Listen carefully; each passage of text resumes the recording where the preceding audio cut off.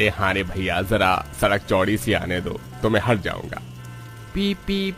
अरे भैया जी, कब से हॉर्न बजाए जा रहा हूँ, सुनाई नहीं आता है क्या? जल्दी जल्दी से अपनी साइकिल को या तो आगे बढ़ाओ या साइड करो, मेरी गाड़ी के निकलने की जगह नहीं है। मुकेश जी, अभी साइकिल के नारे लगा दीजिए, ये अमीर गाड़ी वाले बाबूजी निकल जाएं, तब हम गरीब अपनी साइकिल पर चले जाएंगे। मेघा की बात सुनकर मुकेश साइकिल पर से अपनी बीवी और बेटी के साथ उतरा, जिसके बाद पीछे वाली गाड़ी आगे सड़क से पार हुई और फिर मुकेश ने अपनी बीवी और बेटी को साइकिल पर बिठाकर खुद साइकिल चलाते हुए आगे बढ़ना शुरू किया। कुछ ही देर में मुकेश अपने घर पहुंच गया, जहां अपने घर के बराबर में उसे वही गाड़ी देखने को मिली जो उन्हें सड़क पर मिली थी। अरे मुकेश जी, देखो तो जरा क्या इत्तेफाक हुआ है। हमसे जो लोग रास्ते में टकराए थे वो हमारे नए पड़ोसी थे। देखो तो जरा कितनी महंगी गाड़ी है इनके पास। देखने वाली बात है ना जी कि किसी को भगवान ने इतना दिया है कि वो आराम से हवेलियों में रहता है और गाड़ियों में घूमता है, तो किसी पर कुछ भी नहीं है। मेघा, मैं जानता हूँ कि तुम्हारी बहुत इच्छा है कि हमारे पास भी गाड़ी हो, बंगला हो। तुम चिंता मत करो, मैं वादा करता हूँ कि एक दिन तुम्हें ये सब चीजें जरूर दिलवाऊंगा। मुकेश ने ऐसे बोलकर बात को खत्म कर दिया। मुकेश एक गरीब मजदूर आदमी था जो अपनी पत्नी और एक 5 साल की बेटी के साथ रहता था। मुकेश की पत्नी मेघा बहुत ही कष्टों में अपने जीवन बिता रही थी। उसकी इच्छा थी कि वो भी अमीरों जैसी जिंदगी जिए। आज ही उनके पड़ोस में एक अमीर परिवार आया था, जिसको देखकर मेघा का मन उदास था। अब लगभग 5 साल बीत चुके थे और मुकेश के और मेघा की एक और बेटी इस दुनिया में आ चुकी थी, लेकिन 5 साल में और कुछ नहीं बदला था।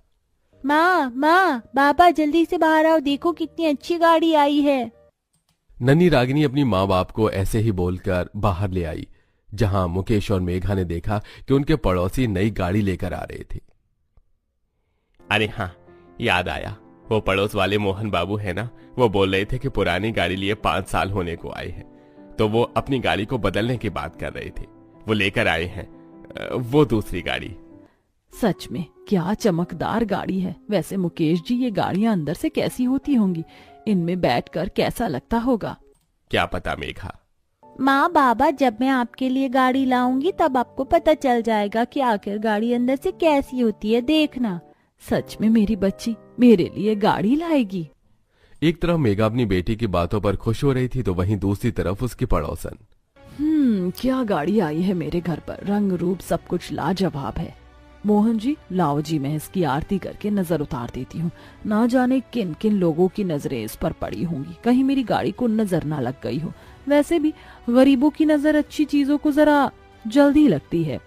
सुलेखा की बात सुनकर गरीब परिवार को बुरा लगा। सुनिए जी, और तू भी रागनी, चलो सभी अंदर चलो। यहाँ खड़े होकर इन अमीरों की चीजों को मत देखो। वैसे भी हम गरीबों को तो बस ताने ही सुनने को मिलते हैं। मेघा की बात सुनकर सभी घर के अंदर आ गए।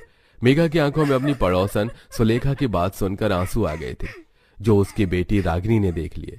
अब अपनी माँ की आंखें देखकर रागिनी ठान चुकी थी कि वो भी अपनी माँ को गाड़ी दिलाएगी और कुछ ऐसा काम करेगी जिससे कि सभी का मुंह बंद हो जाए।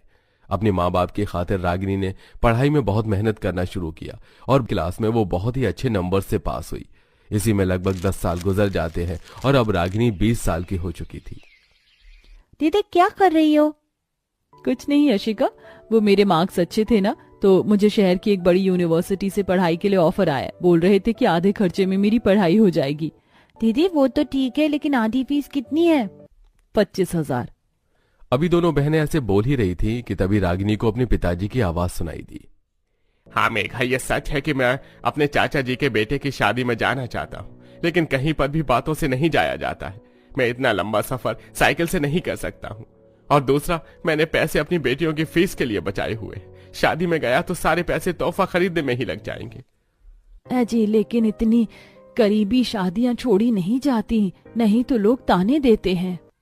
अरे देने दो मेघा ताने, दुनिया किसी को भी खुश तो रहने ही नहीं देती है। मेरा मन तो बहुत है, लेकिन हालातों का मारा मैं जा नहीं सकता।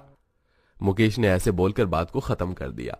अपने माँ बाप को अपने लिए इतना कॉम्प्रोमाइज करते देख रागिनी का दिल बहुत ज्यादा परेशान हो जाता था, लेकिन यही लाचारी उसे आगे बढ़कर कुछ करने के लिए मोटिवेट भी करती थी। कुछ देर के बाद रागिनी अपने माँ बाप के पास गई, जहां माँ बाबा, मैंने पता निकाल लिया है और पूरे 25,000 रुपए हमें भरने पड़ेंगे, और जब जाकर मेरा उस यूनिवर्सिटी में एंट्रेंस होगा। ठीक है बेटा, कोई बात नहीं, तेरी माँ और पापा है ना, हम दोनों तेरे लिए सारा जुगाड़ कर देंगे। अरे काहे का जुगाड़? और ऐसी भी क्या पढ़ाई करनी है तुझे रागिनी? बस पढ़ ली जितना पढ़ना था।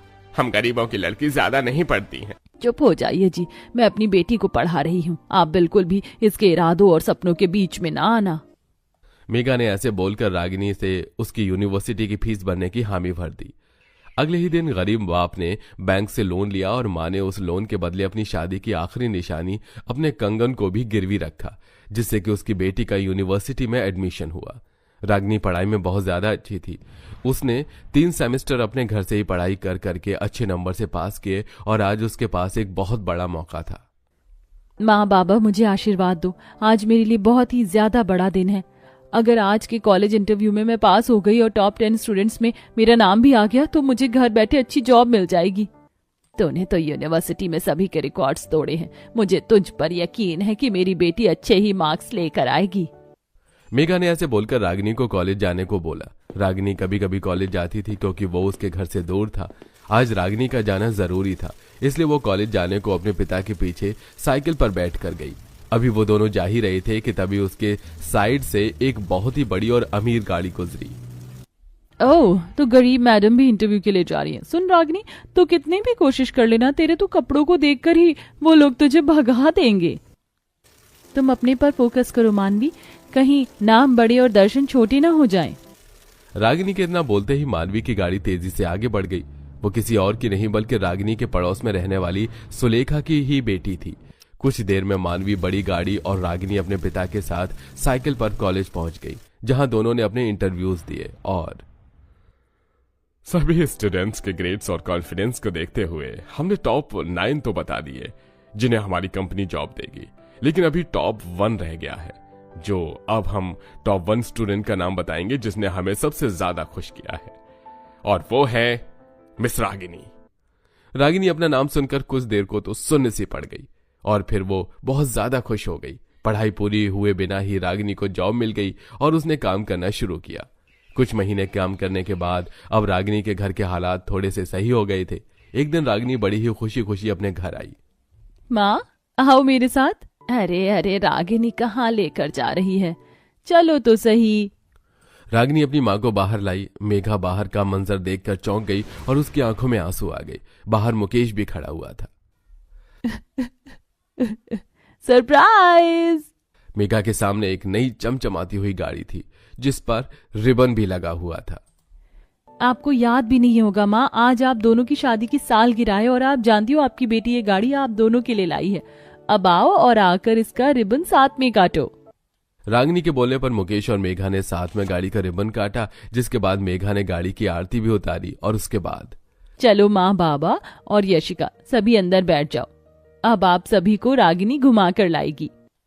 रागिनी के बोलने पर सारा परिवार बड़ा ही घबराता सा गाड़ी के अंदर बैठा। मेघा को उसने आगे बिठाया और सबको गाड़ी में बैठकर बहुत खुशी हुई। जी देखो तो, इसमें तो शीशा भी लगा हुआ। ये गाड़ी कितनी अच्छी है और आरामदायक भी। सभी बहुत ही ज्यादा खुश थे। आखिर वो सब पहली बार जो गाड़ी में बैठे थे। रागिनी ने सभी को सीट बेल्ट पहनवाई और फिर उसने गाड़ी चलाना शुरू किया। हे भगवान, ये तो बाईपास है। जब पहले साइकिल से आता था तो 1 घंटे में यहाँ पहुंचता था और गाड़ी से तो 5 मिनट भी नहीं लगे। कितना फासला तय कर लिया। दीदी, वैसे आपको गाड़ी चलानी कैसे आई?